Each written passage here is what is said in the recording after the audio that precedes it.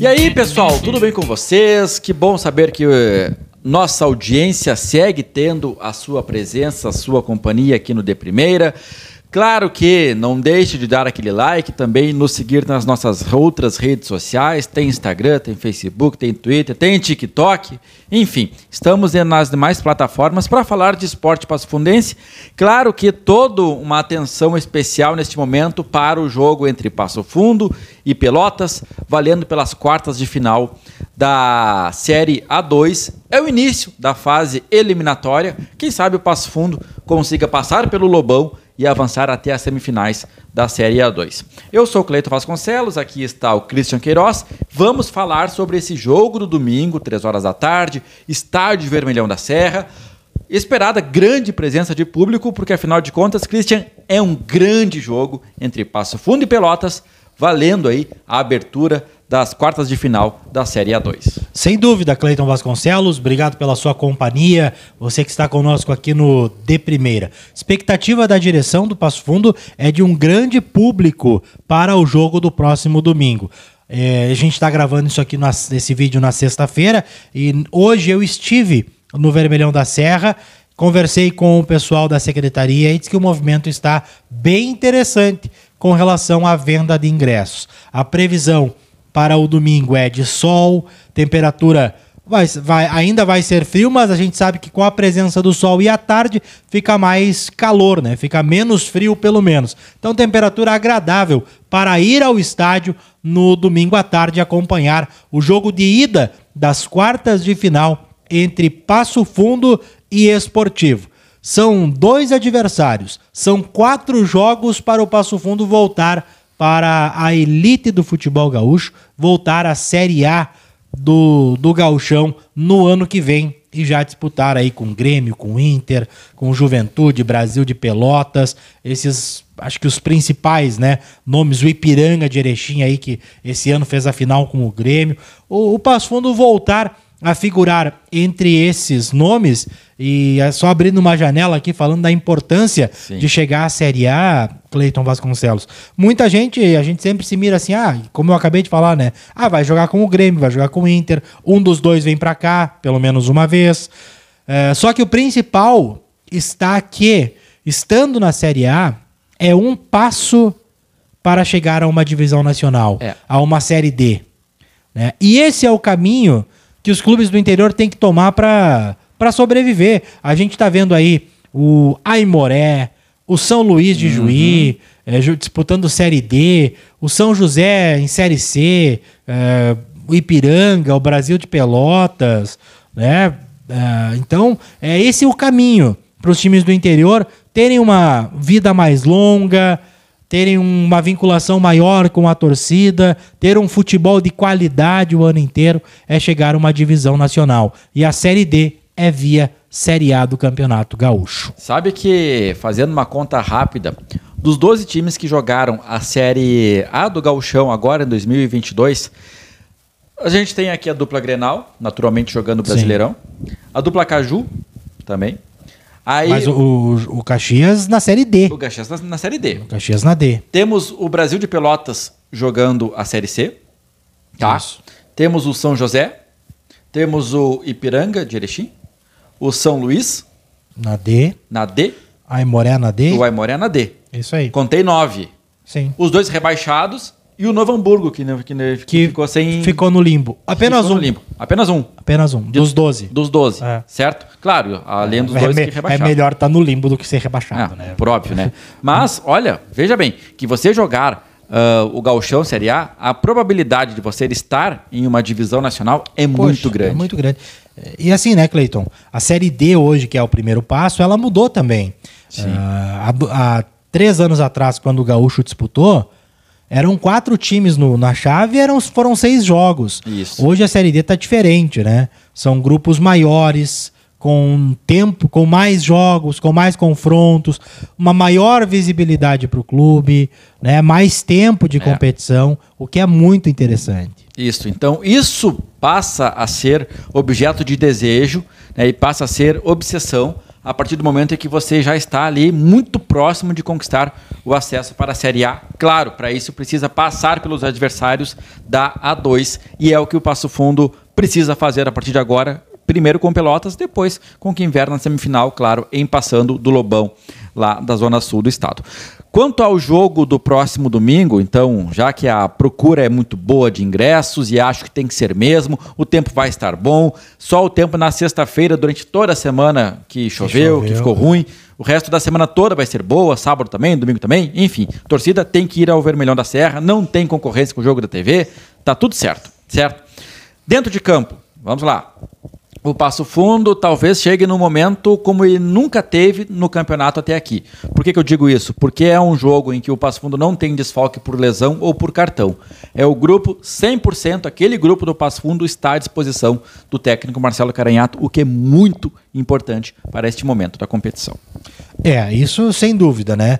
O Passo Fundo se ressentiu aí de algumas lesões, cartões principalmente, né? Sempre ali com suspensão, com o jogador no limite ali, no pendurado com o segundo amarelo. Sim. E agora vai com ficha limpa para esse primeiro confronto aí com o Pelotas, domingo aqui no Vermelhão da Serra. E é importante quebrar um paradigma, né? Quebrar um tabu de não ter vencido em casa. Chegou a hora, não dá mais para adiar, não pode esperar mais. Domingo é momento de vencer dentro de casa, vencer o Pelotas, para ir lá para Pelotas no final de semana seguinte com uma vantagem, né? Porque jogar fora de casa é mais complicado, em que pese o Passo Fundo ter tido os seus bons resultados fora dos seus domínios nessa competição. Então, acho que o Passo Fundo tendo seu elenco à disposição, aquela preocupação, aquela dor de cabeça boa para o técnico Marcelo Caranhato escolher quem ele julga que são os 11, não vou dizer melhores, mas os 11 mais preparados para aquele momento, para aqueles 90 minutos de decisão. Isso, e a gente pode pensar que daqui a pouco o Pelotas seja um adversário complicado, e de fato ele é, principalmente por decidir a vaga lá no jogo da volta na Boca do Lobo. Acontece que fora da Boca do Lobo, onde o Pelotas é muito forte, acontece que fora da Boca do Lobo o Pelotas ele oscila demais. Sim. Das 4 derrotas que ele teve na fase classificatória, todas elas foram fora de casa. Como é uma situação que o Pelotas vai encarar agora no próximo domingo. E o Passo Fundo, tendo todo esse histórico de não ter vencido em casa, mas sabendo que o resultado no Vermelhão da Serra é de mais importante para encaminhar um outro fator, um outro clima para o jogo da volta, então daqui a pouco para o Passo Fundo talvez seja jogar as fichas mesmo no jogo aqui de Passo Fundo para tentar garantir um resultado, não vou dizer fácil ou qualquer coisa assim, um pouco mais de tranquilidade, vai lá, um pouco mais de margem para o jogo da volta lá em Pelotas. Então, primeiro de tudo, o Pelotas é um time importante, uma camisa pesada, uma camisa campeã, tudo isso é verdade. Agora, o Pelotas não é nem um time invencível, nem um time imbatível, tanto é que os próprios números da competição mostram que o Pelotas fora de casa ele pode ser batido. Ele já foi batido 4 vezes, por que não pode ser agora na 5ª vez? Trocou de treinador também ao longo da competição, né? Passou por altos e baixos.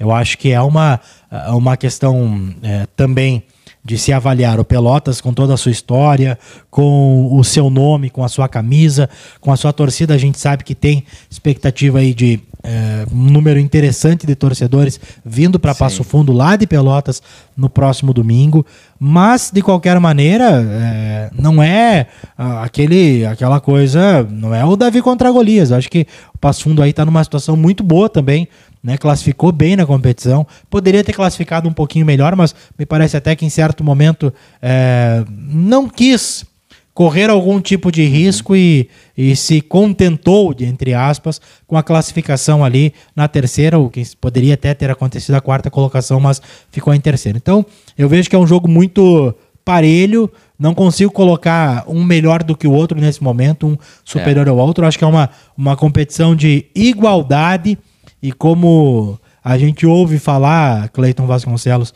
nas entrevistas que a gente faz com o treinador, com o jogador, a concentração vai fazer a diferença, né? Isso. Sempre falo, o nível de concentração tem que estar elevado.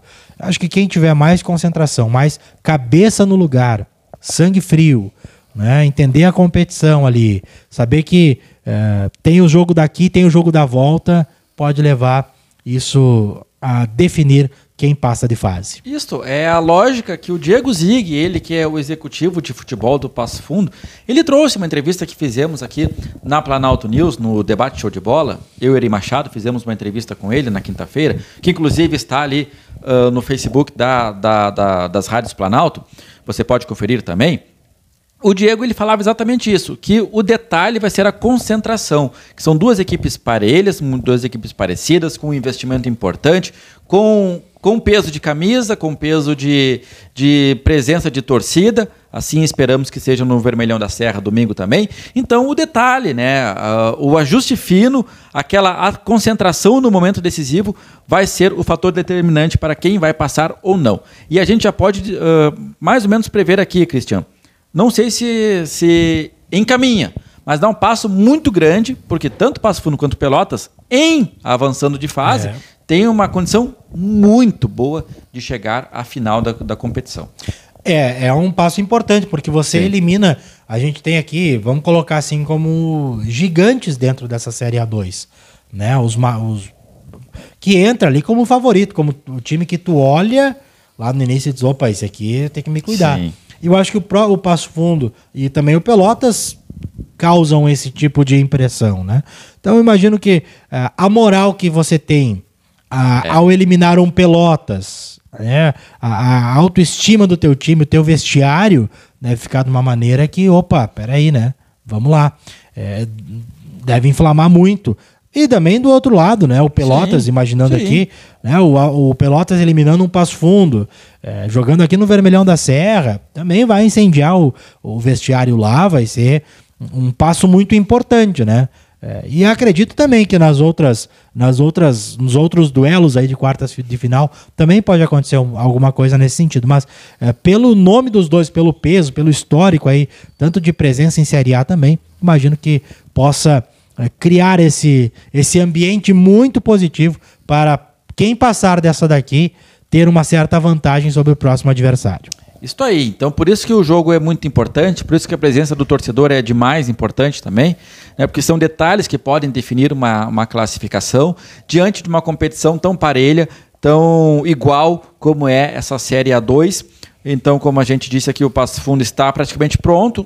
Foram realizados treinos durante toda a semana, alguns deles no próprio Vermelhão da Serra, outros fora do Vermelhão, por uma questão aí de cuidado com o gramado, porque a gente sabe a condição climática não foi favorável nas últimas semanas, teve geada, teve forte chuva, né? Então o que acaba até mesmo dificultando um pouco os trabalhos no Vermelhão da Serra, o trabalho do dia a dia. Mas os trabalhos eles foram feitos, mesmo que em outros campos. Por isso, o técnico Marcelo Caneato está com tudo pronto, já deve ter a sua escalação mais ou menos encaminhada na sua cabeça, né? Trabalhado também. Claro que ele não divulgou isso, ele não abriu para todo mundo, só vai fazê-lo momentos antes da bola rolar no Vermelhão, e acho que está certo, é correto, né? No fim das contas. Mas o Passo Fundo é um time pronto para encarar o Pelotas no próximo domingo. Vamos brincar aqui de Marcelo Caranhato, Cleiton Vasconcelos. Alan, pivô, Breno e Paulinho. Aí na lateral esquerda eu tenho grandes dúvidas entre o Wendel, que é um cara que tem mais imposição física, né, do que o Cássio, que é mais rápido, talvez. Mas eu acho que eu ficaria com o Wendel no fim das contas. Eu acho, né? Imagino ali. Aí Daltro e Romeu. Daltro e Romeu é um bom meio campo ali. Não sei se o Jonathan não pode aparecer no momento de decisão, mas imagino que não, né? Eu acho que vai ser Daltro e Romeu com o Diogo Oliveira. Diogo Oliveira à frente deles. Exato. E aí 2 pontas e o centroavante. Os 2 pontas e o centroavante, que deve...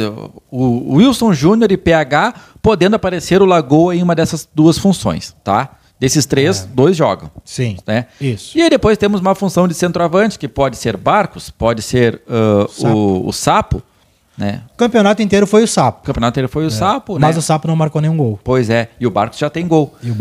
Já tem gol, tem 2 gols.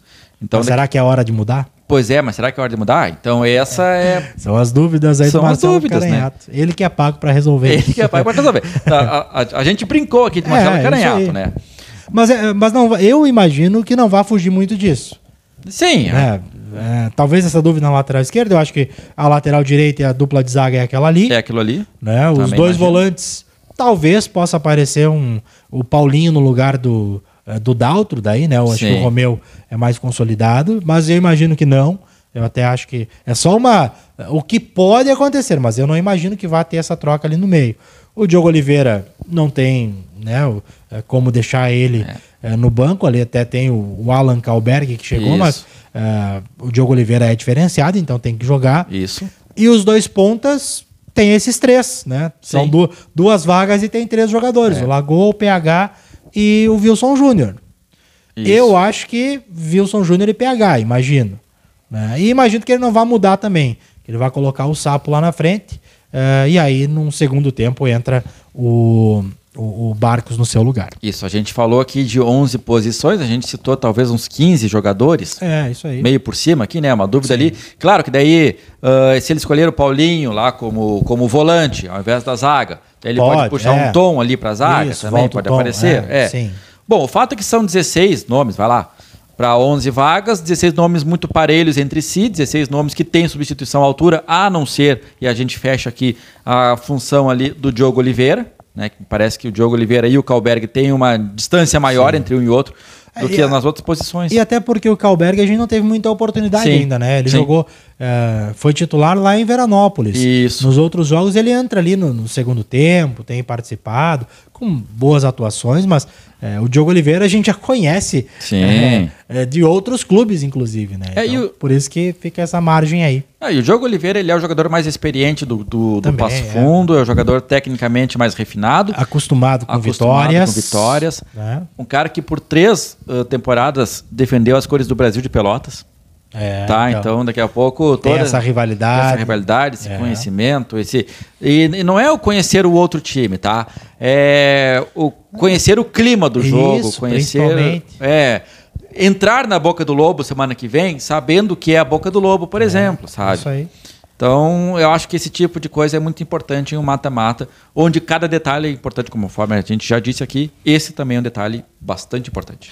É isso, então, domingo, 3 da tarde, Passo Fundo e Pelotas, no estádio Vermelhão da Serra. Você ouve o jogo pela Planalto News, é nosso convidado, vai para o estádio, leve o seu radinho, leve o fone de ouvido aí para ficar sintonizado aqui na 92.1, né, na nossa Rádio Planalto, acompanhando a transmissão do jogo e toda a repercussão aqui no nosso canal, aqui no De Primeira. Vai ter vídeo, vai ter pós-jogo, entrevistas, tem o nosso debate aqui também na próxima semana. Então fique ligado, porque aqui no De Primeira tem toda a repercussão desse primeiro jogo entre Passo Fundo e Pelotas. Estou aí então, pessoal. Até a próxima, então. Valeu!